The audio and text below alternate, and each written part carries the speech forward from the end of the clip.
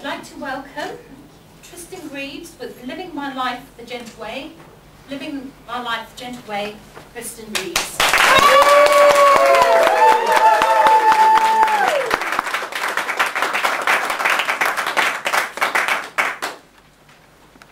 Right then, Madam Toastmaster, fellow Toastmasters and very welcome guests.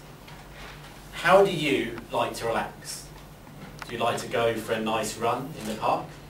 Perhaps a soothing cup of tea? Me, there's nothing I enjoy more than try and wrestle a grown man to the ground. Can you imagine that? Does it help if I mention that we'll both be wearing crisp white pyjamas?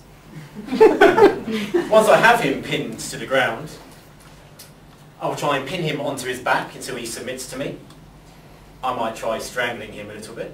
I might try and bend his elbow in directions that elbows are not meant to bend. Your elbow bends quite nicely that way. If it goes that way, it probably starts to hurt a little if you bend it a little more. Now, all this time, he'll be doing exactly the same to me, or trying to. But then, we'll stop. We'll bow to each other. We shake hands. Maybe we'll enjoy a big, manly, perhaps a little sweaty hug. But we'll show mutual respect to each other. As you may have guessed, I'm talking about judo, which translates as the gentle way. And it's how I try and live my life. Many think of judo as a sport or a martial art, but in reality it was devised as a system of education. On the physical side, to build a strong and balanced body, an example of which you can see before you now. And on the mental side, discipline. It is said that to perfect a physical movement, you have to repeat it 10,000 times. It took me 3 years to gain my black belt, and I lost 3 stone in the process. And it was a very emotional experience, especially when I lost. You see, to be promoted in judo, you must beat people your grade in competition. And I can tell you, I learned a lot more about myself when I lost compared to when I won. Now, there are 2 tenets of judo philosophy that really appeal to me.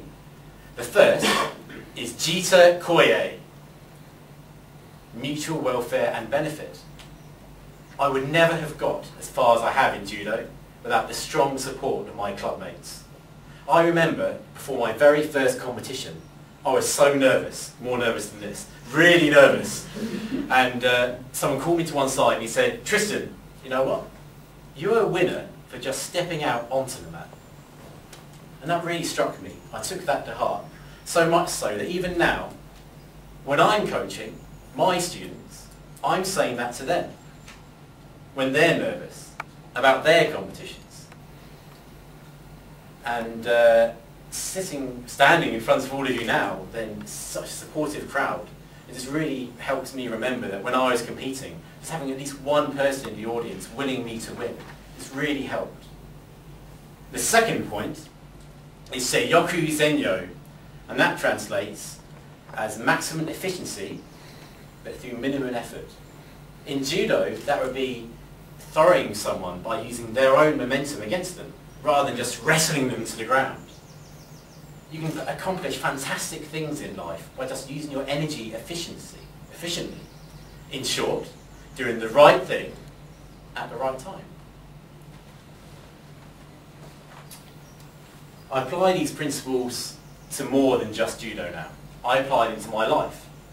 Work, play, relationships. It's helped me become a much stronger person. Sometimes I've had to defend myself from being strangled in training on a weekly basis.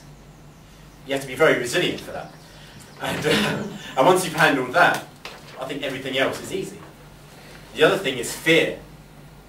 I've seen clubmates go up into competition and they've been so fearful. They haven't done anything. They've lost, but they haven't tried any of their own techniques. They've been beaten by themselves. So when I got there, I may try and be thrown straight onto my back, but I can just get up again Sometimes I may need a little help getting up again. Sometimes I've had to point a few toes in the right direction again because accidents will happen. But I have learned something. Now, from judo to Toastmasters, I'm here with a new goal now. And I'm pretty sure that along the way, many of you will be helping me get up again. But, in time, I hope to be able to help some of you get up again. But don't worry, I'll leave the pyjamas at home. Thank you.